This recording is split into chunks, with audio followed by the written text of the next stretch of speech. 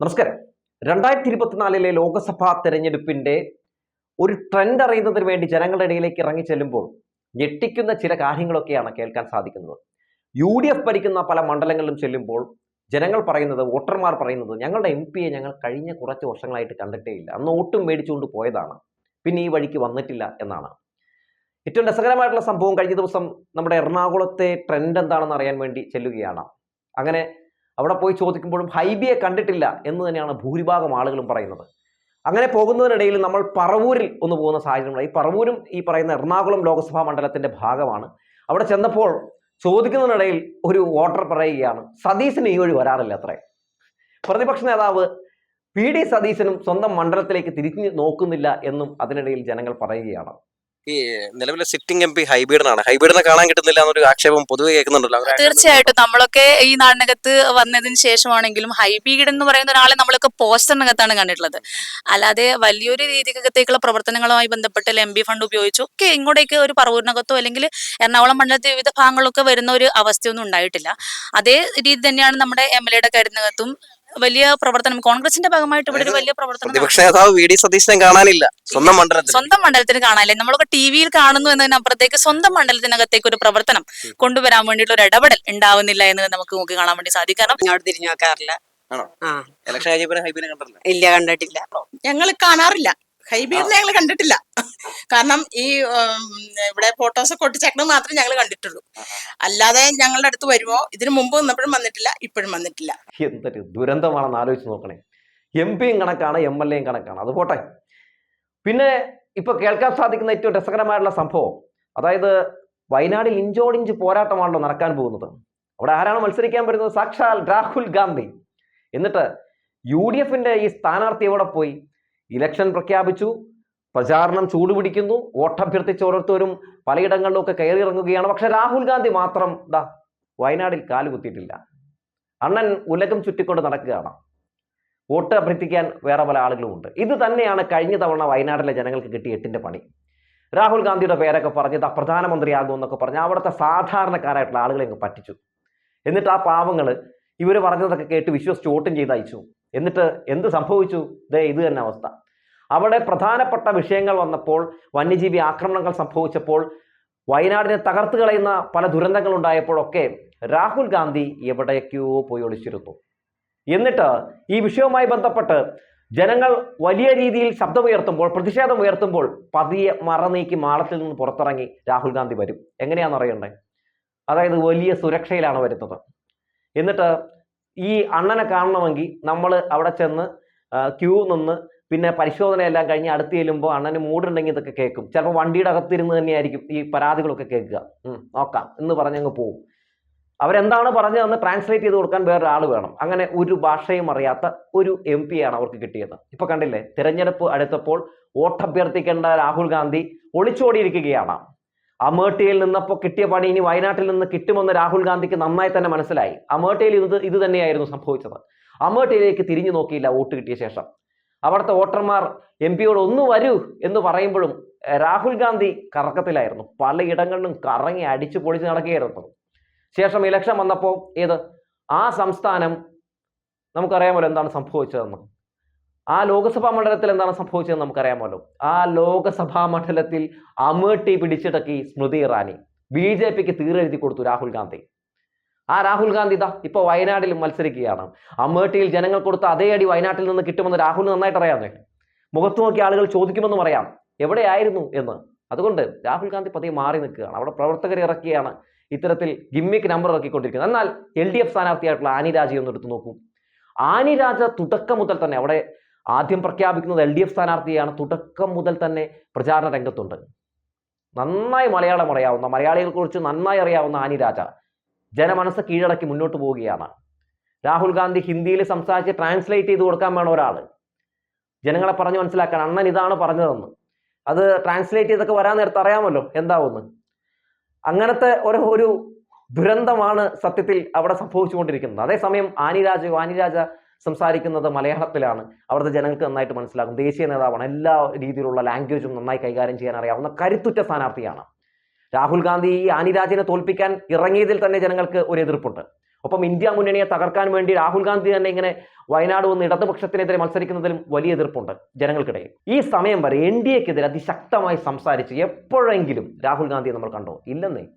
NDA സ്ഥാനാർത്ഥി അവിടെ സുരേന്ദ്രനാണ്, BJP അധ്യക്ഷനാണ്. അതേസമയം LDF സ്ഥാനാർത്ഥി എന്താണ് പ്രസംഗിക്കുന്നത്? മോദി സർക്കാരിനെതിരെ, സംഘപരിവാരങ്ങൾക്കെതിരെ, വർഗീയ ശക്തിക്കെതിരെ, വർഗീയതയ്ക്കെതിരെ പ്രസംഗിച്ചുകൊണ്ടാണ് ഈ ലോക്സഭാ തെരഞ്ഞെടുപ്പിൽ വോട്ടഭ്യർത്ഥിക്കുന്നത്. എന്നാൽ മറിച്ച് UDF ഒന്നും മിണ്ടുന്നില്ല, ഒന്നും മിണ്ടാതെ. അതായത് ഈ വർഗീയ ശക്തികൾക്കെതിരെ നിശബ്ദത പാലിച്ചുകൊണ്ട്, കേന്ദ്ര സർക്കാരിനെതിരെ നിശബ്ദത പാലിച്ചുകൊണ്ട് രാഹുൽ ഗാന്ധിയുടെ നമ്മുടെ രാഗാട എന്നൊക്കെ പറഞ്ഞാണ് ഇവർ വോട്ടഭ്യർത്ഥിച്ച് ചെല്ലുന്നത്. ഇമാതിരി ഉടായ്പൊന്നും ഇത്തവണ എന്തായാലും വയനാട് ചിലവാകില്ല എന്ന് തന്നെയാണ് നമുക്ക് മനസ്സിലാക്കാൻ സാധിക്കുന്നത്. ഇലക്ട്രൽ ബോണ്ട് വഴി കോടിക്കണക്കിന് രൂപ കൈപ്പറ്റിയ പാർട്ടി, അങ്ങനെ തുടങ്ങി എന്തൊക്കെ രീതിയിലുള്ള ഗിമ്മിക്ക് നമ്പറുകൾ നടത്തിയ ശേഷമാണ് നിങ്ങൾ ജനങ്ങളുടെ ഇടയിലേക്ക് ചെല്ലുന്നത്. ഞങ്ങൾ അഴിമതി ചെയ്തിട്ടില്ല, ഞങ്ങൾ അഴിമതി നടത്തിയിട്ടില്ല, കൈക്കൂലി മേടിക്കാത്ത പാർട്ടിയാണെന്നൊക്കെ പറഞ്ഞ് ഇനി ജനങ്ങളുടെ മുമ്പിലേക്ക് ചെന്നാൽ ജനങ്ങൾ ചിലപ്പോൾ നമ്മുടെ സ്കൂളിൽ നമ്മുടെ കോളേജിൽ നടന്ന ദൗർഭാഗ്യപരമായിട്ടുള്ള കാര്യം അത് മുഴുവൻ SFയുടെ തലയിലൊന്നും കേട്ടണ്ട. അല്ല ഇല്ല, അപ്പൊ അങ്ങനെ മതി, അത്ര എടുത്താൽ. ഇങ്ങനെയുള്ള മോശത്തരം നടന്നിരിക്കുന്നു, പാടില്ല. 3 ഡസൻ പിള്ളേര് കോളേജിൽ മരിച്ചിട്ടുണ്ട് കേട്ടോ. ഒരൊറ്റ KSUക്കാരൻ മരിച്ചിട്ടില്ല, മുഴുവൻ SFIക്കാരാ. ഈ ജില്ലയിൽ എത്ര പേര്? തൊട്ടിപ്പുറത്ത് ഞാൻ പറയുന്നത് ഇതൊക്കെ പാടില്ലാത്ത കാര്യങ്ങളാണ്. പക്ഷെ പുണ്യാളാണ് ആരും നോക്കണ്ട കേട്ടോ. 3 ഡസൻ പിള്ളേരെ കോളേജിൽ കൊന്നിരിക്കുന്ന പ്രസ്ഥാനം വന്നിരുന്നിട്ട് ഒരു ദൗർഭാഗ്യം. അതേ ഈ ജില്ലയില് ജോസ് എത്ര പേര് SFIക്കാർ കൊല ചെയ്ത തലയെ വെച്ചോണ്ടാ മതി. കാരണം കേരളത്തിലെ ക്യാമ്പസിനെ മുഴുവൻ ക്രിമിനൽ താവളങ്ങളാക്കി മാറ്റിയിട്ട് വന്നിരുന്നു. വസ്തുതയായിട്ട് ഒരു KSUക്കാരൻ SFI കൊലപ്പെടുത്തിയിട്ടുള്ള പേര് പറ. ചലഞ്ചിങ് പറ. SFIക്കാരെല്ലാം മാലാഖമാരാണ്. അവരെ തലയെടുത്തുകൊണ്ടിരിപ്പം മഹാരാജ് കോളേജ് ആയാലും ഇപ്പൊ ഈ പോക്കോട്ട് കോളേജ് ആയാലും സകല കോളേജിൽ അവർ നടത്തുന്നത് ദേശസ്നേഹപരമായ കാര്യങ്ങളാണ് നടത്തുന്നത് കേട്ടോ. യൂണിവേഴ്സിറ്റി യൂത്ത് ഫെസ്റ്റിവൽ അല്ല കേട്ടോ. അങ്ങനെയല്ല ആൻഡോ. എന്റെ ചോദ്യം സ്ട്രെയിറ്റ് ഫോർവേഡ് ആണ്. ഞാൻ വേണമെങ്കിൽ 32 SFIക്കാരുടെ പേര് പറയാം കൊല ചെയ്യപ്പെട്ടത് ക്യാമ്പസുകളിൽ. SFI കൊല ചെയ്ത വധിച്ച ഒരു KSU പ്രവർത്തകന്റെ, കോൺഗ്രസ് പ്രവർത്തകന്റെ പേര് പറഞ്ഞു.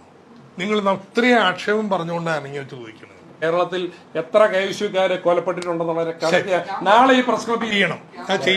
കഴിഞ്ഞ ദിവസം തന്നെ നമ്മൾ കണ്ടതാണല്ലോ, ആന്റണി പത്തനംതിട്ട പ്രസ് ക്ലബിലിരുന്നു നല്ല പച്ചക്കള്ളം തോമസ് ഐസക്കിന്റെ ഫ്രണ്ടിൽ നിന്ന് വെച്ച് കാച്ചുകയാണ്. അവസാനം കള്ളങ്ങൾ മുഴുവൻ പൊളിച്ചടക്കി തോമസ് ഐസക് അടിച്ചിരുത്തിയ കാഴ്ച നമ്മൾ കണ്ടതാണ്. അവസാനം ആന്റണിയുടെ ശബ്ദം ഒന്ന് പോയി, പിന്നെ ഒന്നും മിണ്ടാനില്ല. അതായത് ഞങ്ങളാണ് കേന്ദ്ര സർക്കാരിനെതിരെ ആഞ്ഞടിക്കുന്ന ഒരേ ഒരു പ്രസ്ഥാനം എന്നൊക്കെ പറഞ്ഞ ആന്റണി എന്ത് ജാതി വിടലായിരുന്നു. അവസാനം എല്ലാ വിടലും പൊളിച്ചടക്കി തോമസ് ഐസക് കൊടുത്തപ്പോൾ ആന്റണിക്ക് പിന്നെ ഒന്നും പറയാനില്ല. ഇപ്പൊ സമൂഹ മാധ്യമങ്ങളിൽ അത് വലിയ ചർച്ചയാണ്. ഇവർ മത്സരിക്കുന്ന ഒരിടങ്ങളിൽ പോലും NDA സ്ഥാനാർത്ഥിക്കെതിരെ ആഞ്ഞടിക്കുന്ന ഒരു കാഴ്ച കാണാനേ ഇല്ല. എന്നിട്ട് മാധ്യമങ്ങൾ ചോദിക്കുമ്പോൾ ഞങ്ങൾ BJPക്കെതിരാണ്, ഞങ്ങൾ കേന്ദ്ര സർക്കാരിനെതിരാണെന്ന് തള്ളിമറയ്ക്കും. ഇനിയിപ്പോൾ വൈകി ചിലയിടങ്ങളിലൊക്കെ സ്ഥാനാർത്ഥി പ്രഖ്യാപനങ്ങൾ നടത്തിയിട്ടുണ്ട് NDA. അവിടെ ഒന്ന് പരിശോധിച്ച് നോക്കിയാലോ. എറണാകുളത്ത് ഇറങ്ങിയിരിക്കുന്നത് രാധാകൃഷ്ണനാണ്. മേജർ രവി മത്സരിക്കുമെന്ന് പറഞ്ഞിട്ട് അവർ രാധാകൃഷ്ണൻ ഇറക്കുന്നു. അതുകൊണ്ട് തന്നെ അവിടുത്തെ പല BJP പ്രവർത്തകർക്കിടയിലും കടുത്ത അതൃപ്തിയുണ്ട്. ആലത്തൂർ എടുത്തു നോക്കൂ. ആലത്തൂരിൽ ഈ രേണു സുരേഷാണ് മത്സരിക്കാൻ പോകുന്നതെന്ന് പറഞ്ഞ് നടന്നു. അവിടെ അവരെല്ലാവരും ചുമരെഴുത്ത് വരെ നടത്തി. അവസാനം പ്രഖ്യാപനം വരുമ്പോഴോ അവിടെ സരസുവാണ് മത്സരിക്കുന്നത്. അധികം ആർക്കും ഒന്നും അറിയാത്ത ഒരു സ്ഥാനാർത്ഥി.